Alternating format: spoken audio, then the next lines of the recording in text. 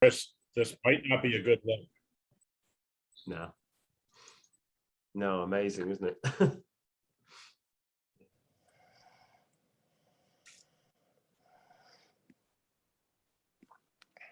Well, we got to 3 o'clock. Adam, We're recording, so I think we might as well. Should we give it let's just give it another couple of minutes, shall we? And then see if anybody else comes in, and then we'll get started. Okay. I will be muting everyone here in a second, so those of you who are in the presentation will need to unmute. having a little audio problem here. Is that my computer or is that the feed? What type of audio issues are you having? Too soft. I should turn up my, I guess my mixer is down. Yeah, turn up the speaker on your computer, probably. There we go. That's better. Sorry, everyone. We forgive you. Everyone Please. is now muted.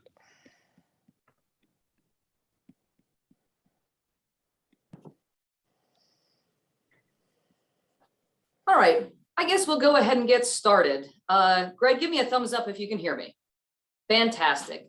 Welcome to the second annual meeting of the Literary Agents. The Literary Agents is a scion society of the Baker Street Irregulars. We're dedicated to celebrating the broader life and work of Arthur Conan Doyle. We aim to provide a space for serious Doyleans, as well as an entry point for Sherlockians who may have at some point asked themselves that all-important question, what else has this guy done? Well, quite a lot, actually, and we're going to talk about some of that over the next hour. There are no hoops to jump through to become a member of the Literary Agents. You're at this meeting. The only other thing you have to do is be nice to everyone, and congratulations, you're in. We hope that you're nice to everyone all the time, of course, but especially in the chat, please be polite and lovely. I'm Ashley Polasek. I'm the editor-in-chief of the Conan Doyle Review. My co-host at the Literary Agents is Mark Jones, one half of the intrepid team at Doings of Doyle. If you were with us last year, you know that we held our first meeting as a virtual event because everything was a virtual event because plague. And when deciding for the format of this year's event, Mark and I thought about hosting in person here in New York. But then we decided what we really wanted was to make sure that people could still attend from all over, that we could invite guests from all over. We thought maybe we would do a hybrid event for some people who are here in New York as well. But then we finally decided that we would continue to host it entirely virtual, apart from the fact that I'm here with my guest in person. But Mark and I are actually in the same hotel, just in different rooms. And those of you who are in New York may be tuning in from your own hotel room. Mark and I are really happy to welcome you here. I'm particularly happy that Mark is in New York because he came over to attend the BSI dinner and was given the very well-deserved investiture of Peter Jones. So congratulations, Mark. We're so happy to have you among us. This is set up as a meeting, so we can in fact see you. Our Zoom maestro, Greg Ruby, is on hand. He has muted you all. Please remain muted so that our speakers can be heard. But do please make liberal use of the chat. Feel free to ask questions. We're going to be monitoring that, and we will feed questions to the speakers as we go. The program is in two parts. Mark is going to be hosting the first part of the program, which is a lovely roundtable, and I'm going to throw it over to him to introduce his guests. Thank you for being with us.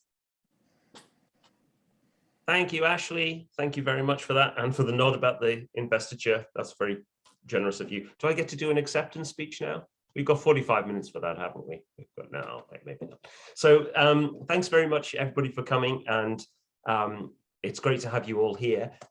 So we're going to kick off with the first bit, which is about Conan Doyle's India. And we picked this topic because it's come up quite a few times in the last year in articles and in discussions, but also in pastiche. And it feels like it's been in the zeitgeist. Now, Conan Doyle wrote about India several times, mostly in the years just before or just after 1890. And, we'll all be familiar with the big stories around India, stories like The Sign of Four and The Crooked Man, but maybe less familiar with Uncle Jeremy's Household or The Mystery of Kloomba, or some of those smaller stories that sort of tangentially touch on India, things like The Story of the Brown Hand or The Empty House or the Three Students. But Conan Doyle actually, he didn't really know India. He only stepped foot on Indian soil once, and that was in 1920 on his way to Australia for a spiritualist tour. So he wasn't steeped in India in the way that, say, Rudyard Kipling was. So his view was his view and his understanding of India was decidedly mixed. So I'm delighted, though, that we've got a panel of experts who've been touching on that topic of Conan Doyle's India over the last year and more. So I'm going to ask them to introduce themselves now and to unmute themselves. So Sumal, how about introducing yourself first, Sumal? I am Sumal Surendranath. I am the member of the Sherlock Holmes Society of India. The Sherlock Holmes Society of India was founded in May 2001, and we are a 20-year-old society. We mostly cater to Indian enthusiasts of Sherlock Holmes, but everybody is welcome to us. And I thank Mark Jones, sir, for giving me the opportunity to address a panel of distinguished Sherlockians. And my General Secretary, Jayantika Ganguly, I am filling in for her. She is down with COVID. Hopefully she'll recover in a day or two. That's it. Brilliant. Thank you, Sumal. Paul. Hello, just so people don't get confused, my name isn't Teresa Dudley. I'm using my partner's Zoom at the moment. She's in the room listening, riveted to this event. I'm the co-host with Mark, or is it Peter Jones, of the Doings of Doyle podcast. I've been involved in the Doyle and Sherlock world for more years than I care to remember. I was heavily involved with the old Northern Musgrave Society in England, and was on their committee and edited their journal, The Ritual. And have just kept up with my interest in Doyle and Holmes over the years. But my main interest, Doyle is a fascinating character in his own right in many ways, but my own interests are really geared around the Gothic side of Doyle. I'm actually working on a book on the Gothic Doyle at the moment, and the colonial aspects to Doyle's fiction. Both those areas really interest me, and hence today the use of India in Conan Doyle's stories is very interesting. Brilliant. And last but not least, Donny. Thanks. Thank you. I've been a Sherlockian as a bootmaker of Toronto and other societies since the 80s, the 1980s, not the 1880s. After a while, my interest in the creation expanded to the creator, and I became a member of the Friends of the Arthur Conan Doyle collection at the Toronto Public Library, and my writings extended from Canadian Holmes and the Baker Street Journal to Magic Door, the quarterly journal of the Friends, which I co-edited for 5 years from 2015 to 2020. Following, I have written a regular column in the Serpentine Muse titled What the Dickens? About the bases or the inspiration of ACD's plots and characters. My jewel in the crown is my article, The Durbar Room of Arthur Conan Doyle, which found favor with Roger Johnson, who published it in the January 2021 issue of Sherlock Holmes Journal, which has been posted to the website of the Sherlock Holmes Society of India by Jay Ganguly, whom I'm sorry isn't here today, and for whom I'm filling in. Best to you, Jay. Thank you, Donny. That's brilliant. So yeah, so our best wishes to Jay. We hope you're feeling much better soon. I'm glad to hear you're making a good recovery. So let's get started, and I think maybe start with you, Sumal, if that's okay. because your group that you founded has been looking at the canon for a long time now, for 20 years now. What's the picture that we get of India from the Sherlock Holmes stories, and how accurate is it? Well, I think you're muted as well, I think. Sumal, you're muted. As Mark said, can you hear me, all of you? Yeah. Yeah. As Mark said, just informed us, Sherlock Holmes, Arthur Conan Doyle never visited India, due to which there were several inaccuracies in his writings regarding India.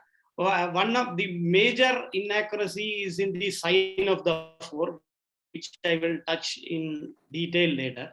But I would like to draw the attention of one fact to all of you, which most of you must be knowing. The villains in Sherlock Holmes had an Oriental background and an Indian connection. One is Jonathan Small, who lost his leg while swimming in the Ganges, which is a river in India.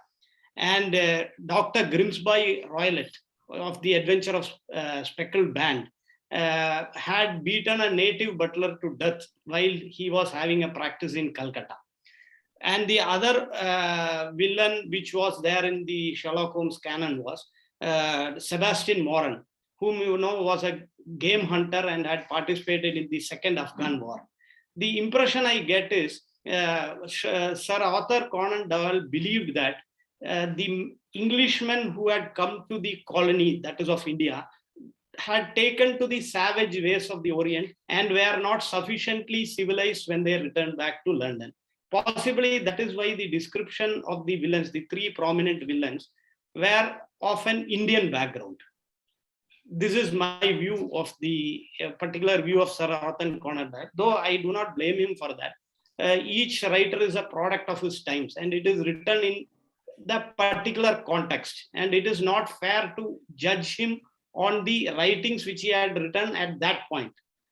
Yeah. I will further elaborate after I hear my fellow participants. That's brilliant. That's great. Well, actually picking up on that and that sort of inherent inaccuracy and being product of his time, Paul, if I come to you, what are the sort of influences on Conan Doyle? Where's he getting his, given he didn't go to India, as Sumal says, where's he getting his information from? There are a number of different sources. I mean, it's interesting to note that the three big Indian stories, Uncle Jeremy's Household, which was written in 1885, published in 1887, The Mystery of Clumber, published in 1888, and The Sign of the Four, written in 1889, published in 1890. These are all written when he's at Portsmouth as a general practitioner. And when he arrived in Portsmouth in the early 1880s, he jumped straight into the social life of the town and became involved with the Literary and Philosophical Society. Through them, he met a gentleman called General Alfred Drayson, who was a retired Indian officer. And through him, he started to become interested in spiritualism, and Indian esoteric subjects really began to interest him. And one of the contacts he was introduced to by Drayson was a chap, Alfred Percy Sinnett, AP Sinnett, who was a close associate of Madame Blavatsky, the Theosophist. And Doyle became really interested in all this sort of Eastern esoterica. And then at the other side of that is all these military gents he'd be meeting who had Indian experience. One of the main ones of these was a retired surgeon called Sir Anthony Holmes, and Doyle writes of him in Memories and Adventures. When I was called before the board of selection to be a temporary military doctor, a savage-looking old army doctor who presided barked out, "And you, sir, what are you prepared to do?" To which I answered, "Anything." It seemed that others had all been making bargains and reservations, so my wholehearted reply won the job. It brought me into closer contact with a savage-looking medico who proved to be Sir Anthony Holmes, VC, an honour which he'd won in the Indian Mutiny. He seemed a most disagreeable old man, and yet when I was married shortly afterwards, he sent me a most charming message. Holmes seems to have appeared in a number of stories. I think he influences the uncle in the brown hand, and perhaps there's a touch of him in Grimsby Roylott. So you've got this side of things, and then you've also got the literary influences coming in, and one of the greatest of those is the Moonstone, by Wilkie Collins, which is its impact can be felt definitely in the three stories I've just mentioned. He picks and chooses elements of the Moonstone, and by the time he's done the Sign of the Four, he really gets it right. He's hit the right note with that. And another writer he was introduced to at this sort of time was Philip Meadows Taylor, who wrote the great sprawling Indian Gothic novel Confessions of a Thug, published in 1839. And this goes very much into Uncle Jeremy's household, with a wonderful story of a absolutely ludicrous story, but a wonderful story of a thug princess who turns up in Cumbria. So all these influences are coming in together at this time. He maintains an interest in India throughout his career, but the 1880s is the real high point of it, and I do feel it's because this is when he's reading these stories and when he's surrounded by Indian veterans. Yeah, that's a really good point, because that actually does make a bit more sense of why it's around that 1890 point that you're starting to get these stories appearing a few years either side. Donny, Yeah. you've done quite a bit on this recently, and you mentioned your excellent article, which was picked up on by Roger Johnson. And in that you explore that Conan Doyle has quite an enigmatic view of India. It's quite contradictory in many ways as well. So tell us a bit more about that thesis that you had in the article. Thank you. My essay in the journal detailed and examined ACD's references in all things Indian, as Sumal talked about in the canon, but it also traced the British East India Company's military, political, and economic control of British India, and then the subsequent 1858 transfer of direct rule to Britain. India became Britain's jewel in the crown, known as the Raj, which gemological accolade was coined by Prime Minister Disraeli by statute, Empress of India, who proclaimed Queen Victoria Empress of India in 1876. The geopolitical relationship between Britain and India was described by Welsh historian Jan Morris. India meant something to everybody, from the Queen herself, with her Hindu manservants to the humblest family. India was the brightest gem of the Raj and part of the order of things to a people of the drizzly north. The possession of such a country was like some marvel in the house, some jealously endowed, if distant relative. India appealed to the British love of pageantry and fairy tale, and to most people, the destinies of the two countries seemed not merely intertwined, but indissoluble. In my opinion, the mother country displayed an enigmatic,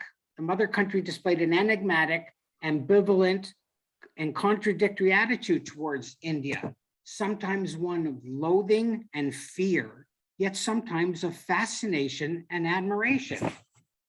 And it was the same philosophy that was adopted by ACD in the canon, to wit, the armed conflict of 1857 between India and Britain was termed the 1857 mutiny by the mother, and the 1857 rebellion by its wayward, ungrateful child, India, not unlike America's War of Independence in the previous century. The colonial history and geography of the British Empire provided recurring cannon fodder for locales and characters in the adventures and the exploits, the memoirs of Sherlock Holmes. Foreign countries included America, Australia, Canada, South Africa, and India, all of whom, except Canada, fared poorly at the hand and the pen of ACD in the canon, which some scholars term a sign of the times, some jingoistic and xenophobic, and some others as exercising some racial bias. Yeah, it's interesting. I think there's, going back to something you said right at the beginning, Sumal, there's a big thread in these stories about this idea that, you know, if you go out to India, then either you are going to get corrupted or you'll be able to indulge your worst excesses. And it was interesting with the list that you were mentioning, Sumal, because I was thinking, how many of those people were actually good, upstanding citizens before they went to India? Because I strongly suspect Grimsby Royal it wasn't.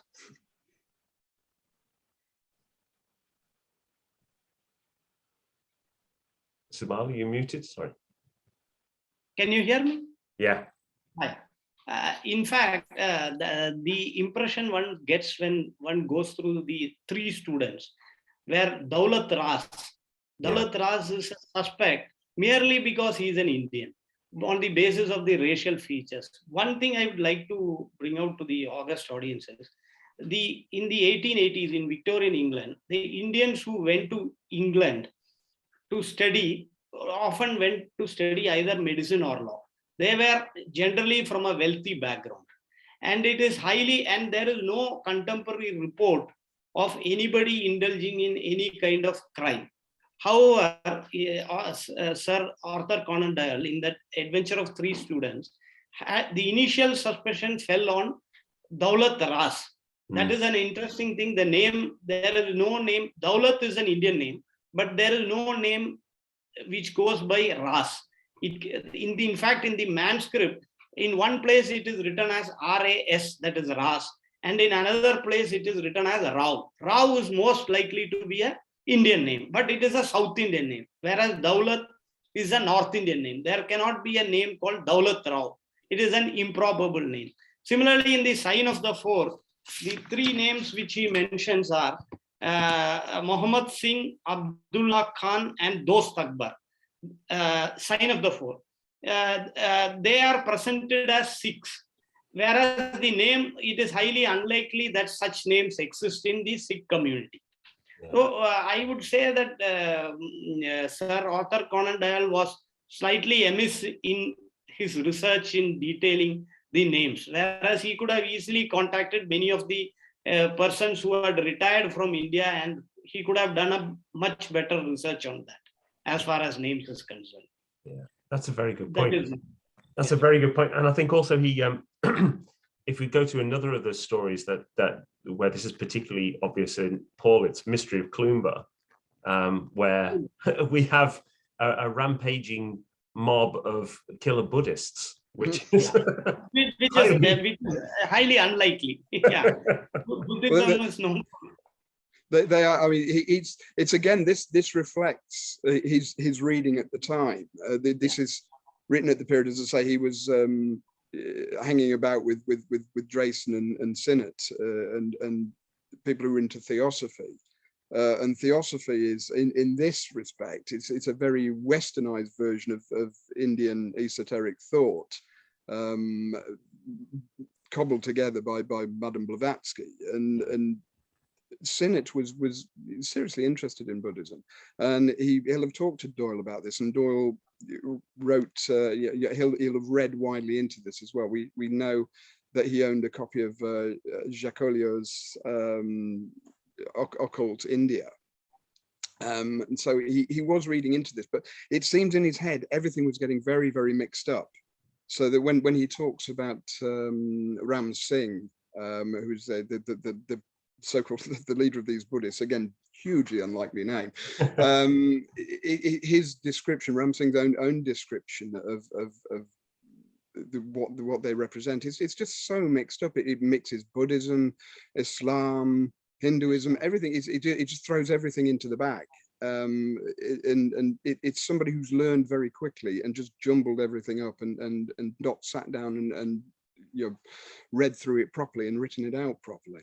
Yeah, and I think that's a bit, Donny, you were saying there about this sort of attractiveness of the East and Orientalism as well. There's an element to which, he's obviously fascinated by all this stuff, but then he doesn't have the sources. He doesn't necessarily have the understanding to be able to filter it all, but it's still this incredibly attractive place. And you were talking about the foundation of the Durbar Room and how people were trying to bring India close to home. We see a bit of that in the Sholtos, don't we, as well? Sumal. Yeah, there's a question to the other learned speakers. Couldn't Sir Arthur Conan Doyle research in the British Library to get a more accurate version of the events? Why wouldn't he do that? Why didn't he do that? Can anybody throw a light on that? I think it's with a lot of this. He's just taking so with his initial learning. It is through this group of people in Portsmouth, and because they've been out there, he's very dazzled by this, and any suggestions they make, he'll have thought, well, they've been in India, and they know what they're talking about. And they'll have probably given him reading suggestions. He'll just simply followed what they said, and I presume he'll have just gone to local Portsmouth libraries.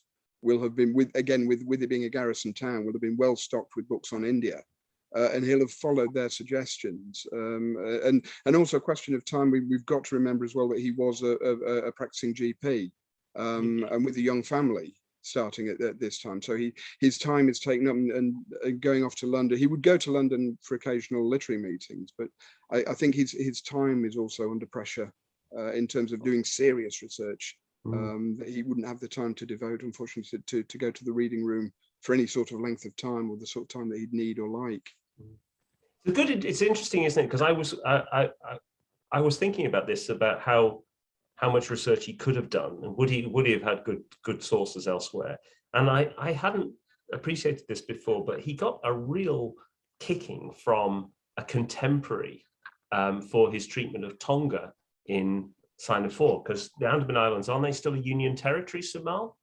Is that right? It's a Union territory. It's an island spread over. It's a Union territory. Yeah. It is directly administered by the central government. Yeah, you are right.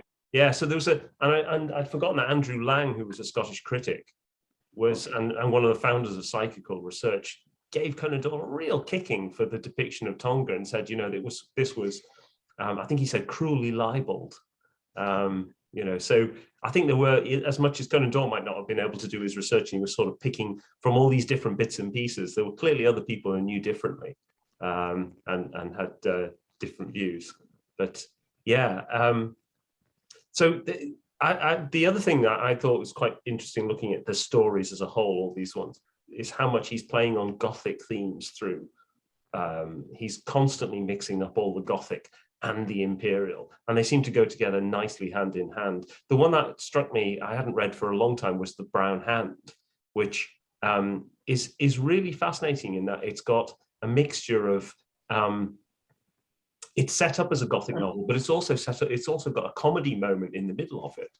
It's very strange. It's almost like it sort of deliberately undercuts. And Douglas Kerr did a talk on The Brown Hand just before Christmas at a conference for the Edinburgh Works. And he was making the point that he sort of almost seems to undercut. So I wonder how playful Conan Doyle is with his depiction of India as well. Is he he doesn't seem to be trying to represent the truth as such in a lot of spaces. He seems to Well, I think it is important to remember with all of these that he is writing popular fiction, and it's for a British audience who have their own expectations of what India is and what India represents to them at the time. And again, it is this exoticism that Donny's mentioned before, that it is almost, as he quoted from Jan Morris, this kind of fairyland. We're into the territory of the Arabian Nights with a lot of this material. And again, you've got to remember that Doyle wasn't an anthropologist. Yeah. He's using these characters for the purposes of fiction. I mean, what I find really striking with this actually is particularly these two Indian Mutiny, Indian Rebellion stories, with the Sign of the Four and the Crooked Man. The bad guys are British, are white British through and through. And it's interesting that Doyle uses the Mutiny Rebellion was a symbol to the late Victorian Britons of betrayal. And the betrayers in these stories are the real betrayers are British. So you got Jim Barclay in the Crooked Man is the man who's a really rotten betrayer, and the same with Major Sholto in Sign of the Four. These are the bad guys.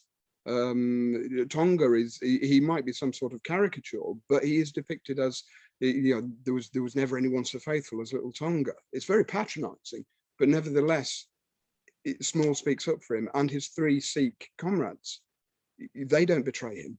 They bring him into their group, and they don't betray him, and he doesn't betray them. It's the real character betrayal here are white British officers. Yeah. Absolutely. And also I was thinking again, Mystery of Clumber as well. You've got Heatherstone is a really horrendous figure. And he seems to have been a horrendous figure before he went to India, and he commits murder and then essentially kills an entire regiment, doesn't he, of troops, of Indian troops. And it's the reason that he's haunted by this, and it comes back. And in the same way, in The Brown Hand, you've got a slightly different type of haunting, in that I don't think Sir Dominic was being terribly, I don't think he was committing a crime as such, but he's doing it for selfish motives. And that comes back to literally to haunt him in the case of The Brown Hand, actually. Donny, you mentioned the rebellion quite a bit in your article as well. And that seems to cast a very long shadow over all of the little references to India that you mentioned in your article. Yes, and something occurred to me as my co-panelists and you yourself mentioned, that while Conan Doyle has been criticized for an let's say Indian bias in writings in the canon, I think if you look at all the other contemporary writers, he wasn't by any means the worst. He was British through and through, and I think that he was typical British and all about the mother country. And I think all in all, I mean, it was if not an entirely balanced portrayal of India and Indians, I think it was more sympathetic than many others, and arguably, you know, and less sympathetic by today's standards, without question. Yeah, that's a really good point. We're just over the half-hour mark, so I'm going to wrap up this first session, but I just want to say thank you very much to Donny, Paul and Sumal for joining us, and we'll come back and thank them in the customary way at the end. But in the meantime, I'm going to pass over now to Ashley for the second half of the meeting. Thank you very much, Mark, and thank you to that whole panel. That's interesting. We're going to be moving from Conan Doyle's representations and misrepresentations of India, a hard left turn to his representations and misrepresentations of the 14th century.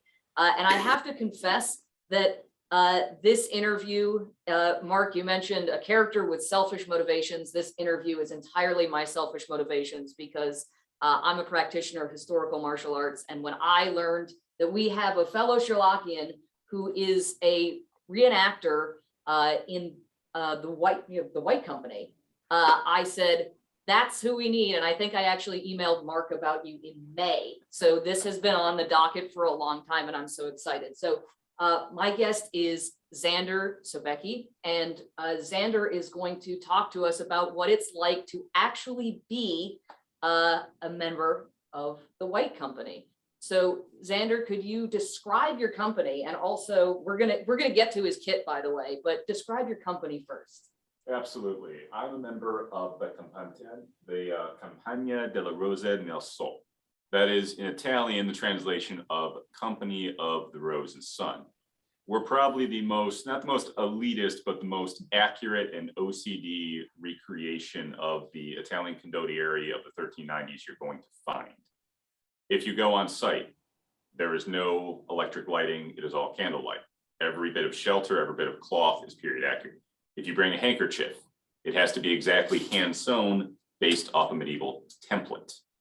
So we're not just doing this for a few cameras and photo shoots. We're not SCA where it's the backseat of a party. We are fully immersed in our role. Every person has a job. We are actually given payroll. We simulate the pay system and the authority structure of that.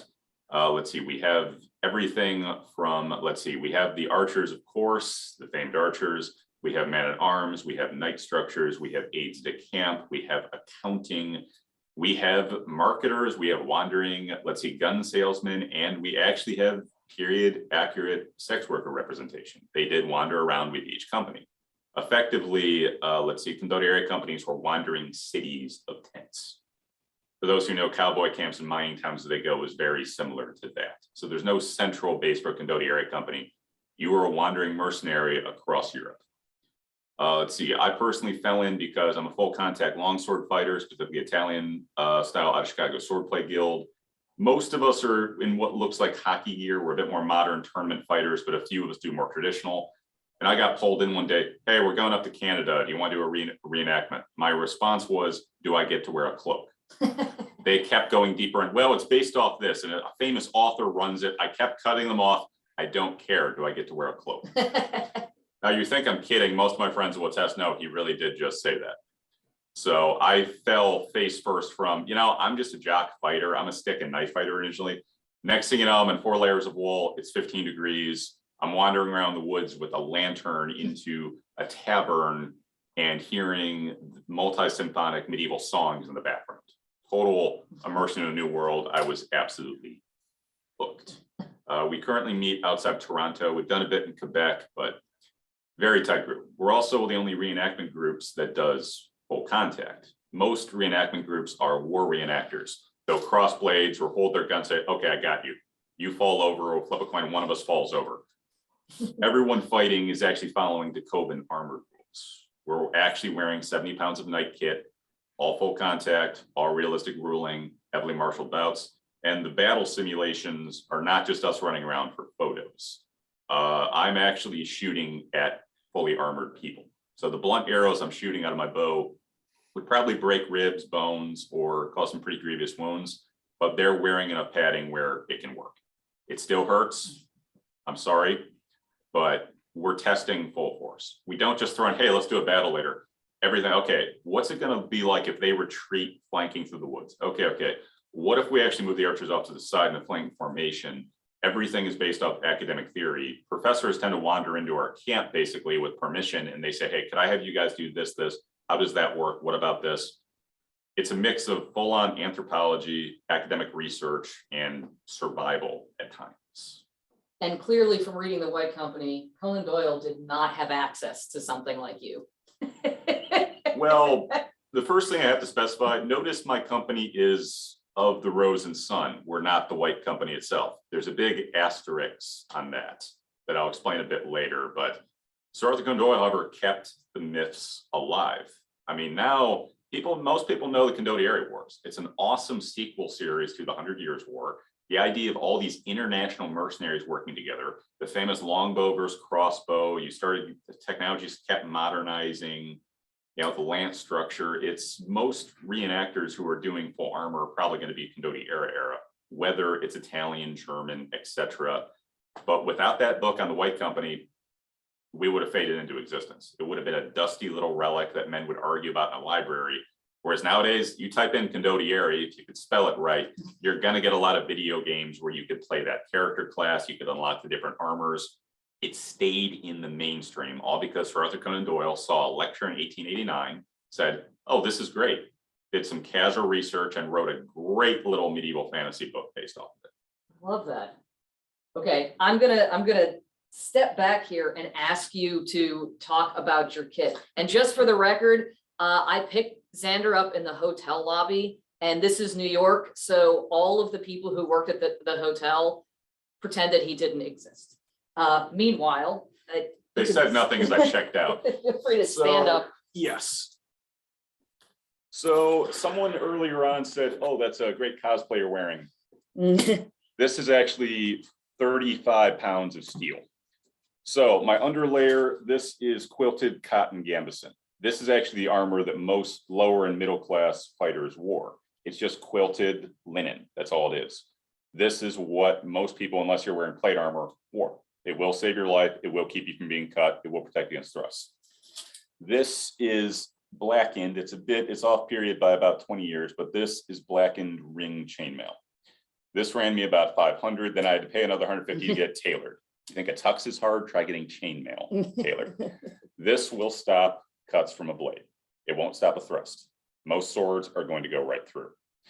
This is a Globos Cuirass based off an Italian model. Globos, round, we get it.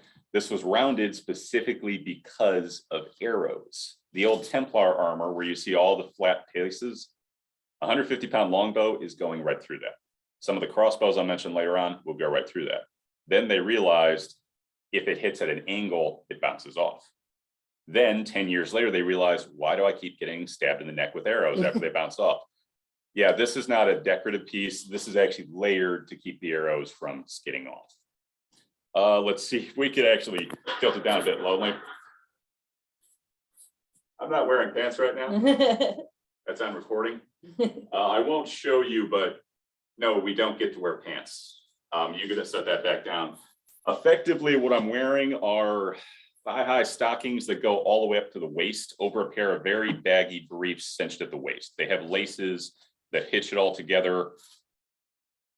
They had joined hose, which are what we would call tights or pants in noble wear. But you know, if you're hanging around a court, but then they decided let's never wear durable pants anywhere. So if you're ever wondering how they could have one leg that's blue, one leg that's green, that's because they're modular. And at all times, your underwear is visible in armor. It always from behind, it looks like, oh, it kind of looks like a diaper look. There's no way around it. We're based off all the manuscripts and paintings. It's completely accurate and we hate it. So we do this in armor, but then we quickly switch over to tunics, cloaks, just because we have personal shame. And we stay fully accurate. There's no modifications. It gets rough. Now imagine walking off to relieve yourself at midnight. It's 15 degrees and you're very, very drunk and 4 layers of wool. And the hat, this is actually shaped wool based off this. For those wondering, this is Fiore de Liberi's lynx. This is actually a symbol of my Italian martial art that does fit into the era somewhat. That's more of a personal crest. This is not a Robin Hood hat. This is called, best word ever, a bicocket. Bicocket, yeah, it's great. This is the medieval ball cap. It was worn by soldiers when they weren't in a helm very casually, kept the sun out of their eyes, worked on rain. They pop up all over. Men, women wore them. And there's also a few rogues, they would wear it backwards because it was cool. So that is head to toe what I'm wearing. Now, a few pieces I couldn't bring, mostly because of shipping limitations. You've noticed there's no weapons on my belt. Yeah, whenever I fly with weapons, my bag is always the last one off the plane. I know they're taking Instagram photos with my gear back there. I know it every time. I always get searched, but it happens every time. I personally carry an arming sword and buckler. And of course, a rondelle dagger off to the side. If you notice, I am not a green-haired elf in a bikini. Longbowmen were full fighters. They were fully armored. I'm pretty much good to jump into a melee. You know, I would have a bassinet helm without a faceplate on. We're full fighters. Once you're out of arrows or you're in range, okay, chuck the piece of you. I'm just going to jump in here. There was no sexy leather armor where we snuck around. We weren't in cloaks hiding in the bushes like elves. You didn't get your cloak? Oh, I got 3 cloaks now. I have 3 cloaks now, and a long-tailed hood, which is my top possession. Don't get me started on hoods. But so effectively, longbowmen were full fighters. So I personally use an arming sword. More commonly, because I play an upper-class archer, you would find a falchion. So people ask what this is. There's a few interpretations of it. What it actually is, picture a shorter sword with a machete-like handle with a deep Bowie knife cut in the back of the blade. Very cheaply made, very thin. It's not a very durable sword. It's not very long, but for mass issue, it works. For wondering where those are, they're very hard to find because I get in trouble for saying this, but for anyone who studies German messer, it's just a messer. It's just a flipping messer. That's all it is. So that's most commonly what you'll see the longbowman carrying. It's kind of a short machete-like sword, not too durable, won't get through armor too much, but look, it's something. The most common weapon you actually find on English longbowmen, a large wooden mallet. No, not the sexy, dwarven, passed down from ancestors. No, like you'd use to pound tent stakes. Archers fought from behind smaller encampments of spiked poles because they quickly realized we get run over by horses a lot. Horses have an amazing autopilot system. It's like they're driving themselves, really. They also know to stay away from pointy objects. Even if the jerk on their back keeps saying forward, forward, they'll steer away from that. So we would actually hammer big spikes into the ground facing forward and shoot from behind those. Most common soldiers, because archers were not upper class by any means, would then use the mallet as a close combat weapon. And finally, you're asking, where's the bow? You ever try flying southwest of a 7-foot longbow? I wouldn't recommend it. Yes, approximately 7 feet long. When strung, it's just about 6. I'm 5'6", so it's a bit over me. I personally have horn knocks on mine. The bows, we keep them under 35 pounds draw strength because it won't pierce through armor at that point. Realistically, our bows are based off the Mary Rose wreck. It's a famous shipwreck based 20 years after this reenactment, which perfectly preserved 150 medieval longbows, all their kit, and the skeletons of the archers themselves. That's how we know that their spines were deformed and the front arm was stiffer because of the bows. These bows are tested to be 150 pounds pull. I compete nationally in modern archery. The biggest bows you're going to find, oh yeah, I shoot 40 pounds. You brag about that at the bar. 150 pounds, not many people can pull that. You have to train your entire life to do that. There's a British family that does it. I'm actually hoping to fly out to learn their method so I don't break every muscle in my back trying to do it. I can't pull it. Give me a few years, maybe I'll be able to, but that's how strong these bows actually were. Most of my kit is a mix of, let's see, English and Italian, because I play an Englishman who sold out to the Italians, which wasn't as common as it sounds. Let's see, and going from there. So that's the explanation of what I'm wearing. We can sit back down. Fantastic. Mhm. Told you I was being self-indulgent. I freaking love this stuff. Okay. So we're going to return a little bit to the literature now that we know what the reality is.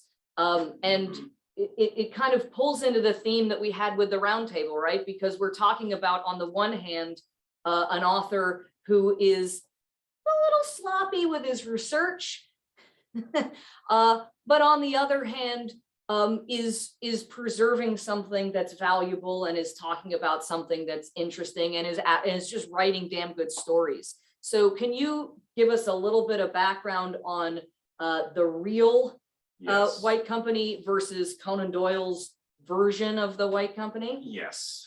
Once you get past the initial read, you'll just Google, hey, White Company, and you'll quickly find the amazing saga of John Hawkwood. He was a common English archer, rose up through the ranks, became a 100 years veteran, became a knight, and became commander of an Italian condottieri company. So the Italian mercenary groups were replaced the Italian military effectively. All war was fought by private contractors, Blackwater of the day.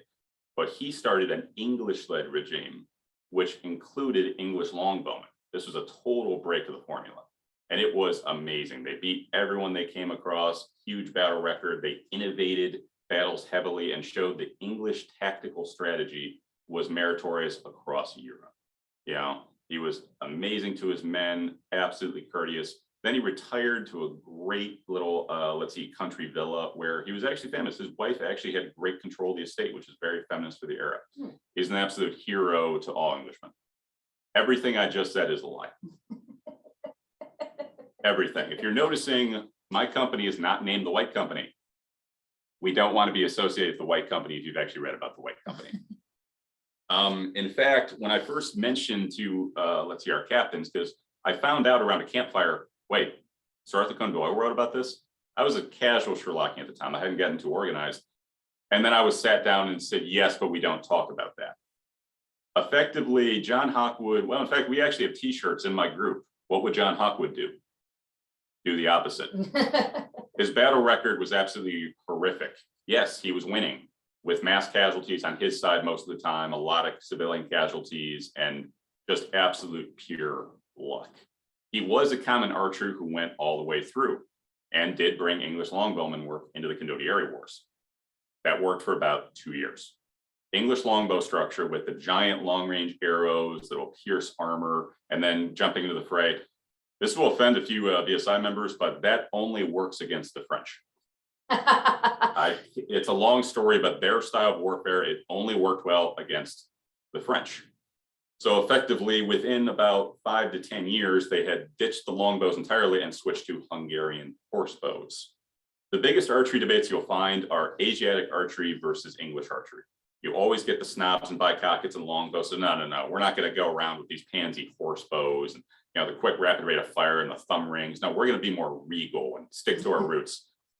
A Hungarian horse bow is virtually identical to a Mongolian horse bow. The thumb ring, nearly identical. The techniques, the horseback method, they both had Silk Road connections. So it might seem exotic, like a Highlander fight of Asian bows versus English bows, but they were right next to each other. It eventually took over. The big turning point was at one point there was a bit in the mountains where most of Hawkwood's captains actually said, this is unethical, you're an idiot. They left and formed their own company. It was mostly known as, oh yeah, you're Hawkwood's guys. My company is based off that company. This is after John Lennon left and the Beatles kept going. We're that company, and I'm a Paul McCartney fan personally. That's really where we base it off of. All the innovations that popped up, such as using a lance held by two sides to knock off horses. Yes, that was White Company. The innovations on flanking. Yes, that was this other White Company that historians call the Great Company to differentiate. Hawkwood had kept at it. He was employed for a lesser known gentleman called Pope Innocent IV. Yeah, the Condottieri Wars, at one point we were working for the Papal States. So here's a bit of ethics that you have to bring up why we don't mention John Hawkwood. Once your mercenary company was done, part of your payment was, here's your gold, disperse this to your knights, they'll in turn pay their staff. Oh, and go sack that village. Just go out and Viking raid that village. It's okay, I'm the Lord, I'm in charge of the village, just go take whatever you want from that. Many of you are saying that's disgusting, that's horrible, that's awful. For the morality of the time, the gentlemen who are sacking that village would look over at the White Company and saying, those guys are freaks. Hawkwood was absolutely bloodthirsty. We attribute it to his background, but there were numerous war crimes against humanity that go beyond just standard sacking of villages. And then he realized, if I'm doing this a payment, why don't I just do this directly? He spent 15 years wandering European countrysides, sacking villages repeatedly, or stopping in exchange for protection. He was a casual, contractor for the Pope. He took advantage of that and just wandered around extorting villages for cash. At one point, they kept repeatedly sacking this particular French city as that city's taxes were trying to be collected so they could pay the ransom for King Richard II of France. Sorry, the King of France at the time. I forget the name, unfortunately, who was being held. The Pope himself said they're trying to get their king back, stop robbing them. And they said, nah, we're good. So instead, they gave them another contract, which they abandoned and took the money for anyway. He did die with somewhat feminist countryside, but that was his third or fourth wife. That's the actual White Company.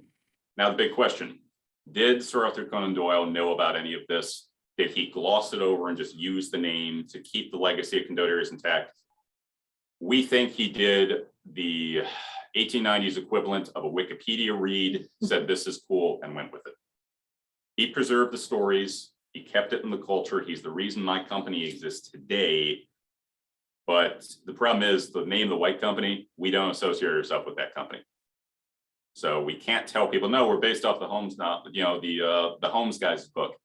No, it'll quickly turn into Hawkwood, and we realistically can't associate ourselves with Hawkwood. No one was perfect back then, but Hawkwood was just the epitome of jerk across the eras. Radically imperfect. Yes. So there you Yes. go. Arthur Conan Doyle Wikipedia. That's about it. That's sort of the standard of all of his research. We are right at 10:53. So what I'm going to do, so that we have just a couple minutes at the end to wrap things up, is I'm going to ask Mark to unmute. If there were any questions that came in or comments, please throw those at us. We're listening, as Dr. Crane. I'm going to ask a quick question on my behalf, because you mentioned I've been to the Mary Rose and had a look at that, and I had no idea it was 150 pounds. How on earth is that even physically possible? I mean, that's just crazy. Well, if you want to shoot a 110-pound bow, as some of my friends do, you're going to have to train up to it for about 8 months. If you stop doing it for a couple months, you lose it. Effectively, you're powerlifting every single time and then holding it for up to a minute at a time as you aim, wait for the volleys. It's a lifetime. So Yes. when people switched over to crossbows are not that much better. They're weaker than a full power longbow. They suck in the rain. They quickly warp. You can't use them too much. But the fact is, it was getting harder and harder to find these archers. And once you lose an archer, it was easier to pay up front for a crossbow and pay a bunch of minimum wage soldiers to loosely learn how to use it instead of finding, paying for, and keeping these archers alive. It was skill versus technology. And that skill is still very hard to find, to the point I might jump continents to try and figure out how they did that. So I might, I'm going to use the old historian's excuse here, which is it's not my period. But I seem to remember something about at one point a royal edict or command about people having to train as archers. Yes. Is that more bull? No, it's completely true. They banned every single sport except for archery because England wanted to foster more archers for their wars because they knew this is our strongest weapon. So they banned it. Also, fun fact, it was illegal to practice at any range less than 100 yards unless you were a child. So effectively, you don't get to play bocce ball, you don't get to play chess. No. 200 yards minimum. Shoot at that hay bale all day. This is your only allowed recreation. England knew they needed archers, so they kept their lower middle classes shooting arrows as much as possible. It was their absolute national pride. Incredible. And you were talking as well about, I was interested in the sheer size of these companies as well, because this is like this is a city on the move, really. I mean, Precisely. It's incredible. They would just wander around for sieges. Pardon? They didn't have supply chains or anything like this. This is literally, they're just on the move all the time and just as they go. Constantly. There was no home base. Yeah. You became a Condottieri soldier. You wandered for years and years until you left or until you jumped companies. That's just how it went. I will say Doyle got this much right, the lance structure. They were all divided into what we would call squads in the modern military. Knights, because knights were mercenaries, they'd wander around. Knights would personally employ a few men-at-arms, they'd employ a few pages, they'd employ their own archers. You paid the knights, they paid their archers, they paid their staff, and then these staff would gradually jump around. At my last reenactment, I got to openly betray my own lance and go for a higher bidder in public. And we're LARPing that pretty heavily, but it was fully in character. Yeah. It was all just a personal economic process. Yeah. Well, Tom Thinkins has got a very interesting and pertinent question here, which is how long did the average archer live? Depends on how good your captain was. Not very long under Hawkwood. Many retired, many just switched jobs eventually, but when you had that skill, you would make more fighting than anything else you could possibly do. I mean, Hawkwood at his peak, you would the most, let's see, if you were very well off, you would make 30 gold florins a year. At his lowest, Hawkwood was making 4,000 a year. At his peak, right around 15,000 a year. This was the Blackwater of the day. No one could turn down the money. Yeah. Incredible, incredible. I'm just having a look through the chat. I can't see any other questions. Oh, well, I did actually have one myself earlier on, which was they must have been supremely fit. So did they have a fitness training plan? Existing. Existing. Just no, there was, survival. They didn't have organized calisthenics, but yes, they had a physical culture built in. You learned grappling, you learned sword. Yes, commoners could learn sword fighting. They learned it in guilds, whereas if you're a knight, you had a personal instructor and your armor was hand built. But yeah, martial arts was a factor, wrestling, let's see, bits of strength, etc. They didn't work out as we did, but they knew if you did this activity enough, you'd get stronger. They didn't know how muscle fibers worked, but they just knew work at it, carry some stones. They had no repetition for it, but it was around. Yeah, fantastic. Well, that's brilliant. I think we've got to the end of that session, Ashley. Fantastic. Thank you so much, Xander. I'm so grateful for you schlepping your armor here and putting it on for us. I'm so happy. I'm wearing this to brunch afterwards. No Excellent. problem. Such a good choice. Yeah, it was absolutely brilliant. It was so fascinating to hear that stuff and to be able to see it as well. It was just brilliant. So yeah, thank you very much for that. We're right on the last minute, so I'm going to very quickly say thank you very much to 3 groups of people. First of all, thank you to all our speakers and panelists today. That's been really fantastic to hear from you all. Thanks for taking the time out of your day. Thanks particularly to Donny for jumping in at the last minute to help us out as well. We really appreciate it. Second thanks to Greg Ruby for being our omnipresent, omniscient Zoom meister for the Sherlockian community. because that just means that we didn't have to worry about the tech today, which is fantastic. And finally, thank you to everybody for turning up and being engaged. What we'll do is after this, in the next few days, we'll send you a link with the video recording of this session. Please forward it to other people, and hopefully we'll spread the word about literary agents as what we're doing. But until you get that email, hope you have a great rest of your weekend. Stay safe for 2022, please. And we will see you all this time next year. So thank you everybody for coming.